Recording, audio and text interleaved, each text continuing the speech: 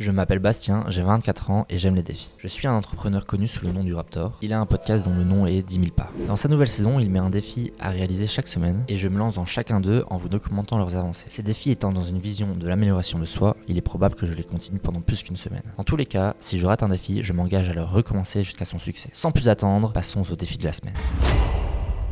Le premier défi est de se fixer 30 minutes à 1 heure pour réaliser une tâche. Tiens. Ne serait-ce pas en rapport avec le nom de ma chaîne ? Place aux conditions. Première condition, de 13h30 à 14h30, du 24 au 30 septembre, voilà les dates. J'espère que t'as bien suivi. Deuxième condition, il faut entreprendre un projet sans distraction, sans mail, sans message, sans téléphone, rien. Troisième condition, je dois me fixer les objectifs avant de réaliser le travail. Quatrième condition, je dois me filmer pendant et après. Cinquième condition, il est impératif que j'ai un récipient avec de l'eau pas loin. Je pense que c'est totalement réalisable, mais il faudra faire attention aux aléas de la vie. D'autant plus que l'heure choisie est très importante. En tout cas, je compte faire de mon mieux pour y arriver. Je vais créer un podcast de type interview sur des gens qui réalisent le devoir de la semaine ou qui suivent la formation du Raptor. L'idée est de rassembler une communauté et de faire partager nos idées. J'inspire à avoir publié ce premier podcast avec un héros avant cette vidéo YouTube.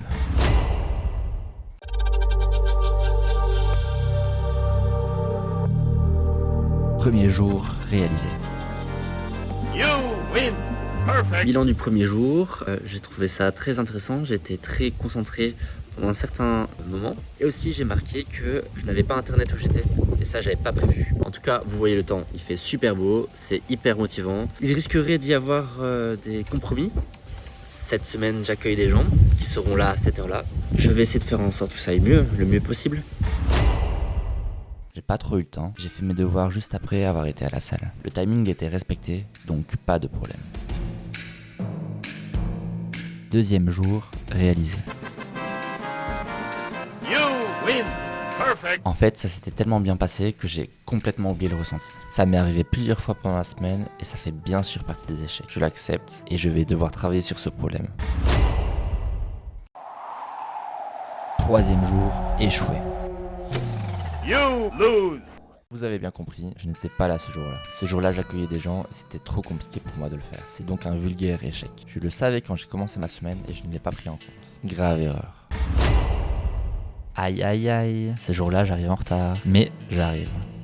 Quatrième jour, réussi. Petit débriefing. Il y a eu un petit problème, j'ai pas géré le timing, donc j'ai commencé un quart d'heure en retard, mais sinon j'étais vraiment bien concentré, j'ai pas du tout eu envie d'aller sur mon téléphone, et c'était nickel.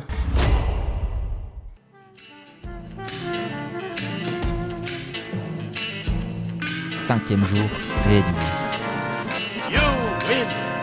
J'ai encore oublié de me filmer pour le ressenti. J'ai pas su respecter l'heure du devoir parce que j'avais un rendez-vous que je ne pouvais pas déplacer. Pour la semaine prochaine, je recommencerai le devoir, mais je changerai l'heure. J'ai pas du tout envie de faire le devoir, mais le devoir doit être fait, donc on va le faire. Même si le devoir n'est pas fait à la bonne heure, il sera fait. Sixième jour, le taf est fait. Alors, avant-dernier jour, le ressenti. C'était très dur. Pourquoi ? Parce que je n'avais pas respecté l'heure. Le fait de changer l'heure, ça n'allait pas. Le faire en fin de journée, pourquoi pas ? Il faut que je sois prêt mentalement. Là, je n'étais absolument pas prêt mentalement à le faire. J'ai ressenti la fatigue parce que j'ai fait ça un peu trop tard.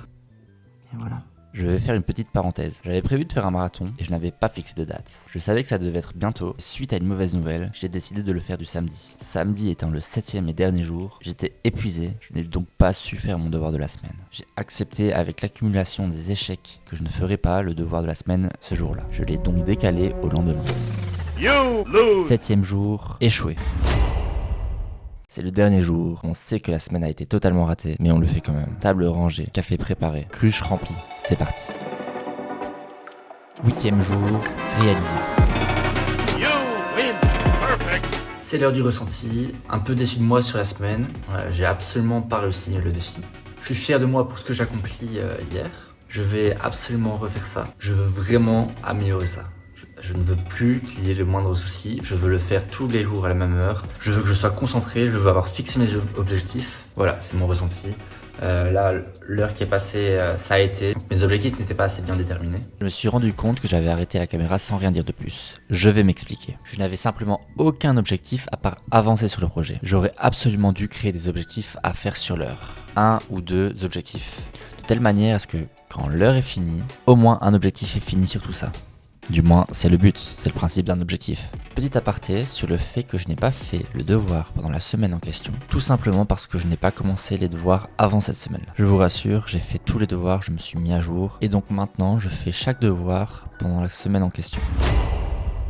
Quelles étaient les difficultés? Première chose, l'heure choisie n'était pas la bonne. En effet, mes routines n'étaient pas en place. Il était évident que début d'après-midi, niveau social, ce n'était pas une bonne heure. L'heure choisie n'était pas la bonne. Pourquoi? Parce que si je voulais faire ça sur du long terme, ce n'était pas possible. Et en plus, il faut faire attention aux aléas de la vie. Donc par exemple un rendez-vous, une soirée. Mais il est clair que j'ai échoué sur approximativement tout. Je veux absolument quand même réaliser la vidéo parce que le but n'est pas de montrer mes succès, mais de montrer comment j'y arrive et comment je n'y arrive pas. Comme c'est un échec cuisant, je recommence la semaine prochaine et il y a intérêt que je vois une nette amélioration. Sinon, c'est pitoyable et je n'apprends rien. Est-ce qu'il y a des choses que je changerai? Bien sûr. Première chose, l'heure à laquelle je commence est très importante. Deuxième chose, à cette heure-là, je dois être vraiment prêt. Je dois avoir fait mes objectifs, je dois avoir préparé le matériel. À cette heure-là, je n'ai plus qu'à travailler. Une chose importante aussi est l'environnement de travail. J'ai remarqué que si je préparais la veille mon environnement de travail, c'était beaucoup plus facile pour moi de commencer et de le faire facilement. C'était Bastien, j'ai pas l'habitude de faire des vidéos. J'espère que ça t'a plu. Toujours dans une amélioration de soi. Je te fais des gros bisous et à la prochaine.